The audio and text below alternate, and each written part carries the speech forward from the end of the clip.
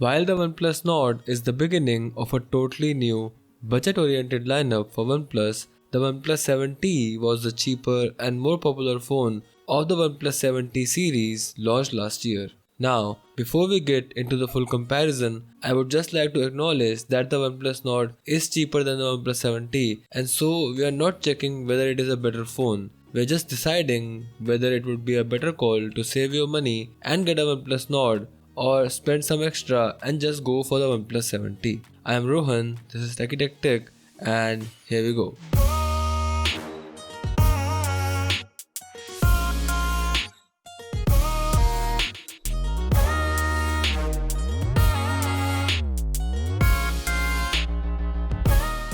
Let us talk about the in-hand feel and build quality first. The OnePlus Nord has a plastic frame with a glass front and back.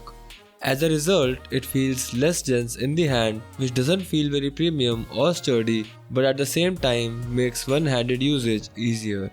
The OnePlus 7T's build, on the other hand, is a far cry from the OnePlus Nord. There is matte frosted glass on the back compared to the glossy finish on the Nord, which feels and looks more premium and is certainly better at repelling fingerprints. This theme is repeated when the dense metal frame on the OnePlus 7T feels more premium than the Nord's plastic frame. To sum it up, the OnePlus Nord feels like they were planning to make a mid-range device, while the approach to the OnePlus 7T feels more like an attempt to make a flagship on a tight budget. That's not to say that the OnePlus Nord feels bad or toy-like in hand. It's just that the Nord is good but the OnePlus 7T is better. Of course, all that becomes irrelevant if you're going to use a case anyway. Moving on to the display, things are actually pretty close here. Both the phones have a 90Hz refresh rate panel with the same resolution of 1080 by 2400. The display on the OnePlus 7T is a bit narrower and taller than the conventional smartphone, which helps in gripping the phone but at the same time also makes reaching the top of the phone a session of thumb gymnastics. The Nord is better in this aspect. But there are a couple of issues on the OnePlus Nord, namely black crush and green tint, which we did make a video about. Of course, these issues do not ruin the experience of using the device. In fact, for me, they are hardly noticeable, though your personal experience could vary. The OnePlus 7T also has some tinting issues, but they are far less intense than on the OnePlus Nord. But overall, in day-to-day usage, both the displays on these phones are neck to neck, and so it would be safer to just call it a tie.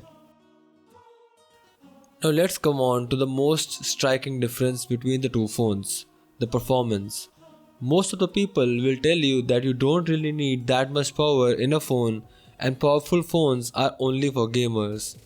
Well, that's kind of true but not really. As I've used the OnePlus Nord, there are a lot of times when I see it struggling to maintain its composure, especially during scrolling at 90Hz in apps with graphic-rich feeds like Twitter and Instagram. With OnePlus phones, I have said multiple times that I have never experienced lags, frame drops, app crashes or something of that sort, but sadly that has not been my experience with the OnePlus Nord.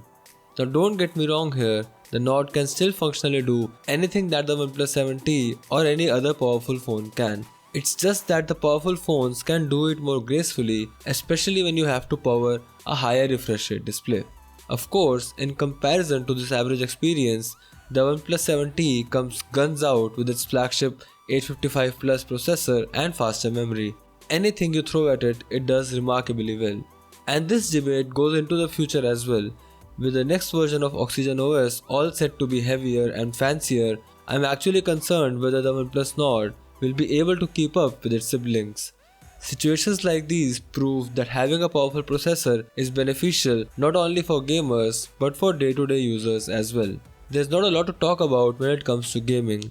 You already know it. The OnePlus 7T is vastly more powerful than the Nord and it shows in the gaming experience.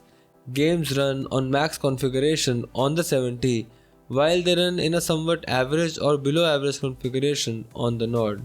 It's not bad, but it's also not good.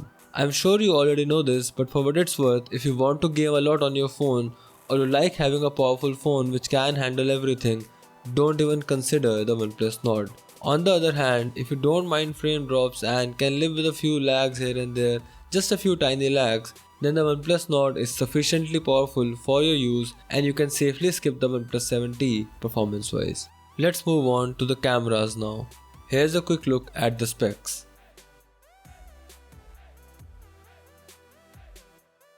Now in terms of optics, the Nord lacks a telephoto lens but has a depth and macro camera instead.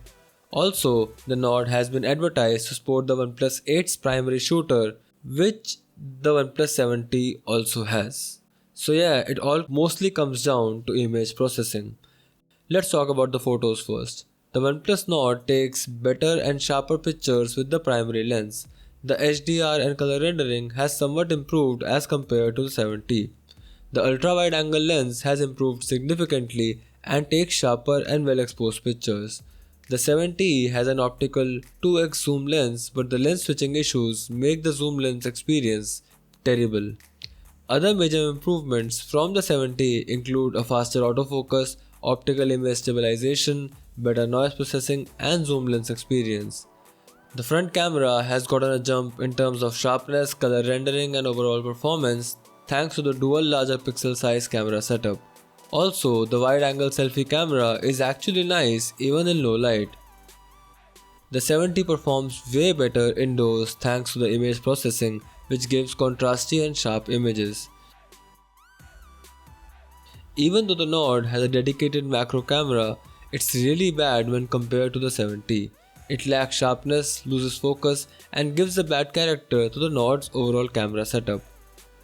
The night mode works very well on both the phones, but the OnePlus Nord produces sharper images with the caveat that it also suffers from some color casting issues which results in inaccurate colors.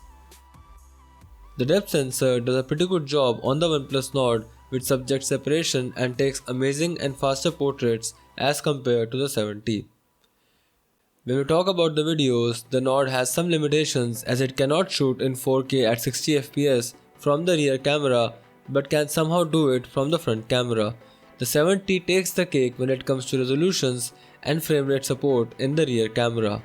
The Nord is a clear winner when it comes to autofocus, OIS, color rendering, super stable mode, and lens switching.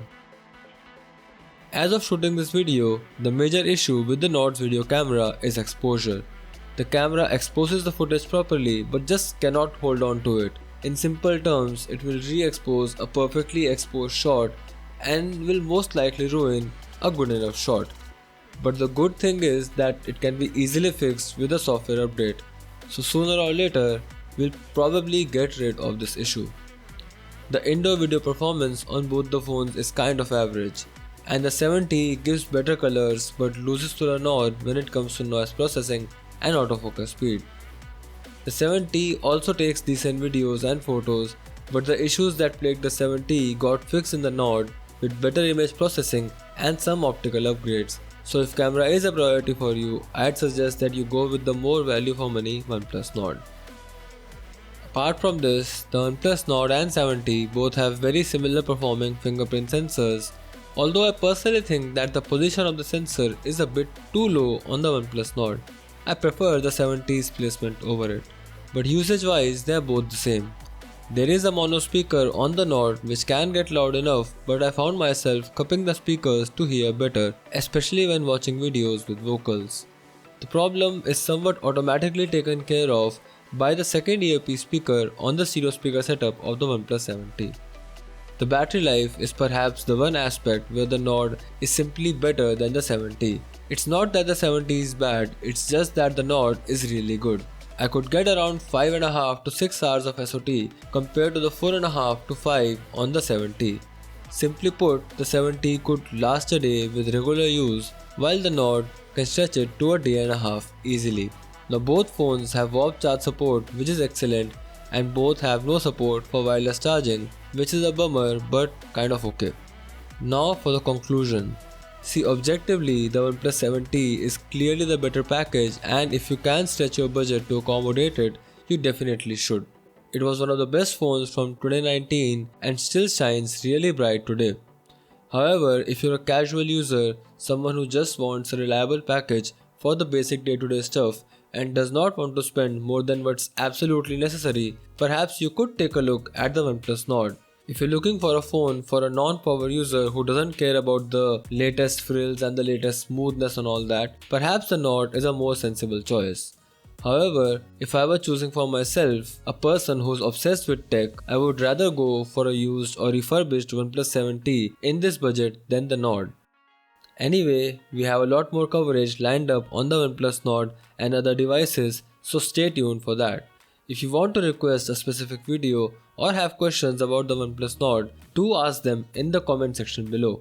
I will be replying to each and every one of you. Please like, share and subscribe, it really helps the channel out. This has been Rohan from TechieTechTech and I'll see you in the next video. Bye.